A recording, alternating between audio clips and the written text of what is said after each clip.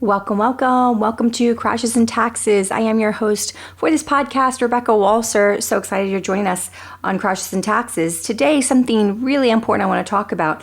But first, for those of you just joining us potentially for the first time, don't know who I am, I'm Rebecca Walser. I am a tax attorney, certified financial planner, and really a wealth strategist. I run a holistic national practice based in Tampa, Florida, with clients all over. And I have written a book, Wealth Unbroken. Wealth Unbroken is available anywhere books are sold, Barnes & Nobles, Target, Walmart, Amazon. It's everywhere. Wealth Unbroken, how to build wealth, basically during all types of things, crashes, taxes, and even beyond death, how to build wealth. Today, I want to talk to you about what the stock market has been doing amongst the craziness of 2020. So 2020, if you look at it, I would say all the way up until the first week of March, was for most lay people pretty normal. We didn't really know. There were a lot of things going on beneath the surface. The government wasn't really talking about the virus at all. There was maybe a few reports here and there. If you go back and you actually look at, both the news, and this is whether you get your news from CNN, Fox, ABC, NBC, CBS, it doesn't matter. The beginning of the year all the way up until the very, very first week of March, people were actually making fun of those people that were doing things about the coronavirus. I remember traveling in January, February on flights and wearing a mask, and nobody was wearing a mask. Just because of the inside sources I track, because of the market, it was a much bigger deal. And the U.S., news machine was really focused more on the impeachment. If you will remember, it was pretty much the entire story of January and February. And that's what it was. In fact, I remember watching impeachment proceedings in the Senate on my flights. So it was pretty much what we were discussing. And then you all of a sudden had the virus that was just becoming so big and so massive that it was no longer ignorable. And President Trump issued the travel ban. And it became a really big thing, such that I can remember right before spring break with my children, we basically went to Disney the last weekend it was open before it actually closed. So then it very quickly became the thing. And we basically then shut down. And if you remember, we shut down to flatten the curve. And I think that's one thing that we've all gotten away from in this country. And it's very important that we go back to the fundamental roots of the shutdown, because there's somehow along the way been this transformation to the realization and the actuality that's a fact that we can't get around, that when a virus comes, a virus is going to spread throughout a big population of 330 million people, and it's not stoppable. And what you have to provide and do is either come up with some medical protocols that will prevent death, slow the spread through containment measures, which don't include the full shutdown of your economy, because that's unsustainable and could not actually work the next time another virus comes. So the shutdown is an extreme measure that is not something that is normal in medical protocols of dealing with viruses. It's just completely abnormal. And so we shut down the economy voluntarily in order to flatten the curve, because the death prognostications of 1 million to 2 million Americans were so awful that it was something that we absolutely voluntarily did.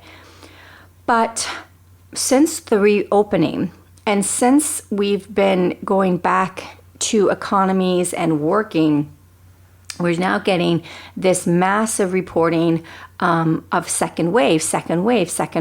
And so what you're seeing now at the market is a reaction to that. And that's what I really want to talk about and relate this to you as an individual investor. The first thing you have to know is, while it's important that you are always making sure that you are invested to some extent, because if you try to time the market, unless you're God, nobody, not even Warren Buffett, successfully times the market. If anybody ever successfully timed the market, that person would be the most famous investor in all of America, and everybody would be following them and doing what they said. Because if we could all time the market, we'd all get the highest of highs and stay fully in to get all those highs, and then knew when the lowest of lows were coming and could avoid the lows completely, could get out, sell at the top end, by selling high and then buying back in when the market crashed down to its low, so that we knew the absolute low. That's the problem. You don't know when the low hits. So you think that might be a low, but then it goes further low, and then you say, I'm not going to buy until I know it's a low. Well, guess what? The only way you know it's a low is because it started going back up. So then you buy back in on the upside and you miss the low. So there's nobody that can correctly 100% time the market. It's just not possible. So what you have to do is you have to be fundamentally invested through these things. And that leads to a mathematical conclusion that we in my practice absolutely follow. And that is something called what we call the diverse fiscal house. In other words, excuse me, I don't have the virus. I'm just sucking in my own air. Wrong.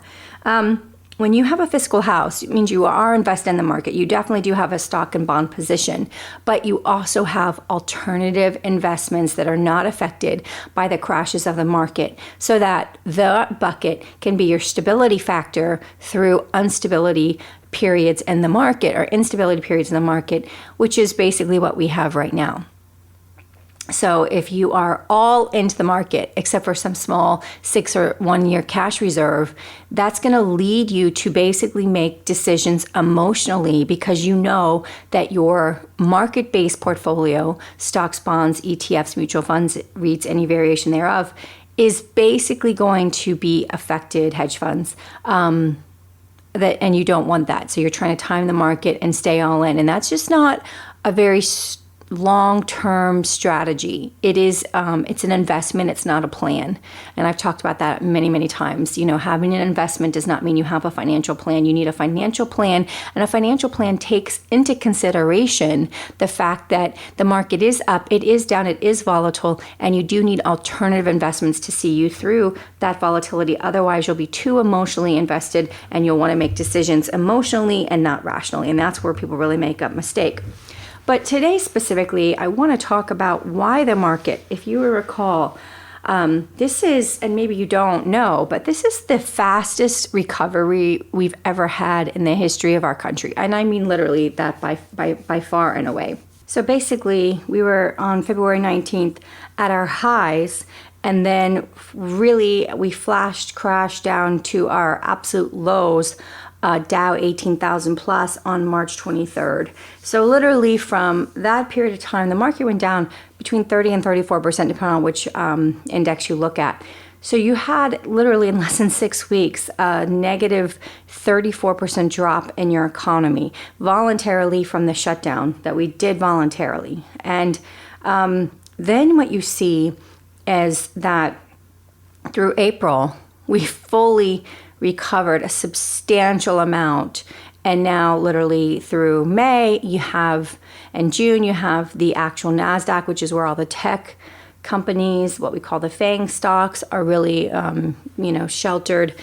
All the tech companies really reflect on NASDAQ. So NASDAQ is up a positive 11% through this period of time. And basically the S&P is also positive slightly, and then you still have a little bit of a loss on the Dow, still about 8%. So how is this possible that we have such a massive correction and we have such a fast and swift recovery? And if you look back at the last two major corrections in the, this 20 to 30 year period of the market from the 90s and on, you'll see that the .com crash, which happened at the very tail end of the 90s and went into 2 years into the new millennia, basically, it was a 3 year in a row crash. That was a 48% correction, that of the S&P 500. And that took a full 5 years to fully recover from. And then you look at the Great Recession, and that was about an 18-month decline, 57% of the S&P 500. And that took almost 5 years, a little under 5 years, 4.75 years to fully recover from. So how in the world do we have such a fast crash down and then such a fast recovery upwards? And almost to the point that we've almost fully regained. with the exception now of this last week of volatility, because of what I want to talk to you about in a second. And the truth is that it's just related to one factor and one factor only, and that is the federal government's intervention. So basically, we passed the CARES Act, which, if you know anything about it, it was a $6 trillion price tag, $2 trillion up front through cash disbursements to people, as well as what we call the PPP, the Payroll Protection Program. So that was $2 trillion right up front, and cash flow floated to establish some kind of bottom of the economy, and then $4 trillion additionally basically approved for capital market liquidity, so that we didn't have any problem with liquidity at banks or any of those things. So that's $6 trillion. When you pump $6 trillion, granted not all of it's been pumped in yet, but when you very quickly pump in $2 trillion into your economy, it's really easy to get your markets to feel stabilized and get them to recover very quickly, even almost to the point of being positive for the year. And that's what's happened. Okay, the government stepped in. We had some stabilizations. We had daily coronavirus task force briefings, and basically the American people started to feel somewhat stabilized. And then we began very quickly after that reopening, and the reopening started, showing good numbers on manufacturing, on retail, on consumer confidence. I remember the market being severely down and consumer confidence being very up. It was a very unusual situation that I've never seen happen before. So all that being said, now it's happening. We're reopening, and we start to see the market just really tanking, in these last 2 weeks and going back down on a lot of sea or red. Why is that happening? And this is where I start to get really irritated with the manipulation of the media of the facts. I feel like there's a concerted effort, and I know a lot of you out there are listening thinking, yeah, I'm just now realizing this. It's not that I'm just now realizing it, but I'm just now realizing it to the point that it can actually be so obviously said to everybody in the public. I feel like there's a concerted effort here to tank this economy in this presidential election year, because I noticed very clearly in the mainstream news of all the news channels, which I watch every day because I have to with my job, I noticed that the protesters that started organically reopening Michigan and those kinds of areas come to mind. And, it was the news people just ripped their heads saying, oh my gosh, you guys don't care. You're so selfish. You're going to kill us all because of the spread. And then very quickly we had the awful, horrific, killing of George Floyd and the riots starting, and these very same people with this same type of group from some kind of protest saying totally different things. This is exactly what should be happening. This is, social justice and all these things. And then once the riots have, slowly calmed down, with the exception of these autonomous zones, what you see now is they're back to coronavirus. And that's the main story again. And you can't pick up any kind of paper, and you can't look at any kind of publication, you can't watch any kind of show where coronavirus isn't the lead story again. And they're really focused, hypersensitively focused on these case counts. And they're talking to you about case counts. But I want to remind everybody, if you go back into the depths of our shutdown, we weren't talking about case positive counts. Maybe that was one thing that was mentioned, but it was all about the deaths and the hospitalizations and the lack of potential ventilators and all of the equipment and all these things. This was the whole point of it. And now all we're listening to are case counts, case counts, case counts. And guess what? The death rates are going down. The hospital utilization by COVID patients, by actual coronavirus patients, is way down. Elective surgeries are happening again because they've been restarted, which is why there are more people at the hospital, because now they're joining their coronavirus patient brothers. So yes, there's more hospitalization, but not because of coronavirus. Hospitalizations are down because of coronavirus.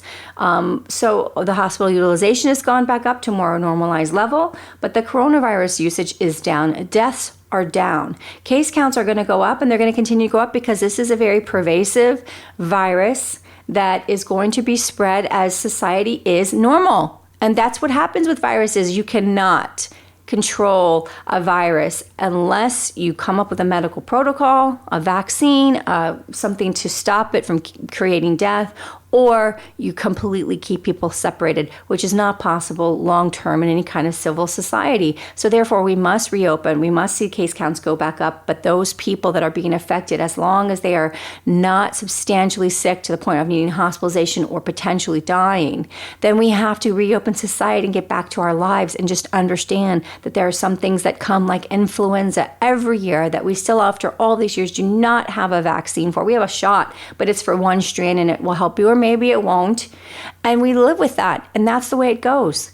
So don't be manipulated by the effort to show you that, oh my gosh, case counts are going up. They are. And they're going up in people that are young and that are asymptomatic and that are just going about their daily lives. Let's not allow the media to push our stock market down and push governors to reclose things when this is what should be happening. We should be having mass testing of positive people because we're getting to a herd immunity level now where basically people have antibodies and they're not getting sick. And that's called society, and that's called life with the virus. And this is just total manipulation, and I'm really sick of it because it's affecting our markets. Literally, we can be having all positive news, and they harp on these case counts, and investors don't understand, and they start thinking everything's going to get shut down again, and they sell, and that pushes our market down. So again, I will just tell you, if you feel like you should be buying and selling up and down throughout the news cycle, you are an emotional investor and you are not doing yourself a long-term service. You need to get a plan. You need to talk to somebody. You need to talk to my team or somebody out there that you feel comfortable with and get together a plan where it doesn't matter the day-to-day market manipulation and news manipulation of people that have an agenda that don't necessarily maybe want to see Trump reelected and want the economy to be tanked. I'm not sure what all their motivations are. It's not what I'm trying to talk about today. I'm just trying to let you know you're being manipulated by the news. If literally case counts going up makes us literally push down and sell our investments, that is not the way to invest in a market like this. And so get a plan. Get a plan. Don't just have an investment where you can emotionally be manipulated. You need to have a plan so that even in the highs and the lows, you feel like, you know what, I've got the plan to deal with all of this. So until next time, I'm Rebecca Walser. I enjoy being with you, and I will talk to you all soon. Take care.